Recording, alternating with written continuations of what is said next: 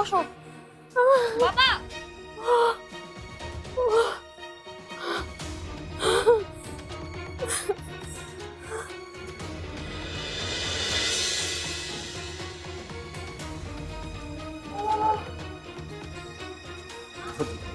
ধৈর্য ধর মা, মনে সাহস রাখ, সব ঠিক হয়ে যাবে। সিস্টার সিস্টার সিস্টার সিস্টার, আমার মেয়ের খুব কষ্ট হচ্ছে, যা হোক একটা কিছু করেন। বললাম তো ওনার নরমাল ডেলিভারি হবে না, ওনাকে সিজার করতে হবে। যা ভালো হয় তাই করেন। ও তোর এইভাবে বেশিক্ষণ সহ্য করতে পারছে না। একটু অপেক্ষা করেন, ডাক্তার আসছে। তাড়াতাড়ি আসতে পারে, ও তো ওই ব্যথা সহ্য করতে পারছে না। তো আপনার তো জরুরি নয়, এখানে আর বাবা কিছু একটা করো বাবা। মা মা মারে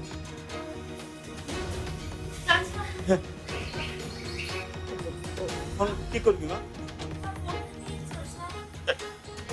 কাকে ফোন করবি? এই নে।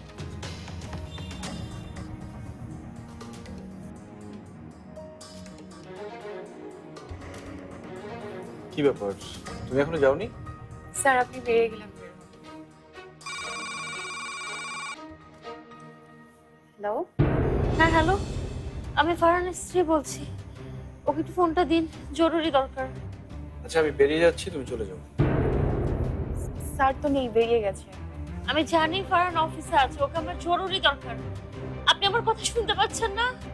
আমার ওকে জরুরি দরকার। স্যার আপনার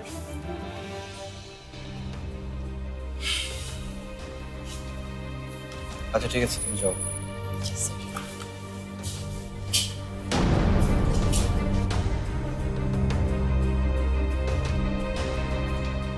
আজকেই শেষ, ভবিষ্যতে আর কখনো কোনোদিন তুমি আমাকে ফোন দেওয়ার চেষ্টা করো না। আমি তোমার মুখ দেখতে চাই না, আমি তোমার কোনো কথা শুনতে চাই। Is that clear? তোমার সাথে আমার কোনো সম্পর্ক নেই। বাই।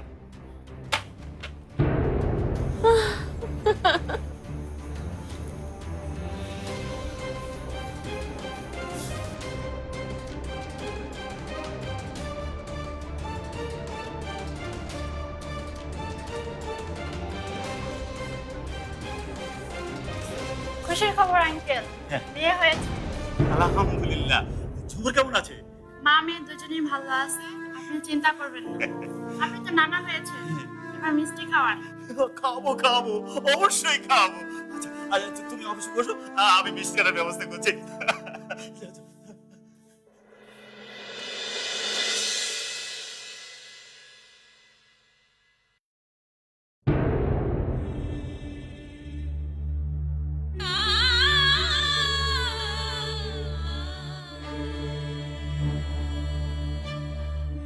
আমাকে ক্ষমা করে দিস মা, তুই এই পৃথিবীতে আসলি অথচ দেখ, যার পরিচয় বড় হয়ে ওঠার কথা, যাকে তোর বাবা বলে ডাকার কথা, সে এখানে নেই।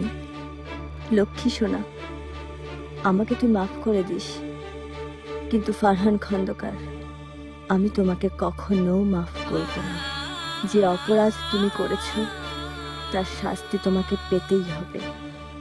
আমি আমার মেয়ের কসম খেয়ে বলছি, আমার মেয়ের মুখ তোমাকে কখনোই দেখতে দেব না।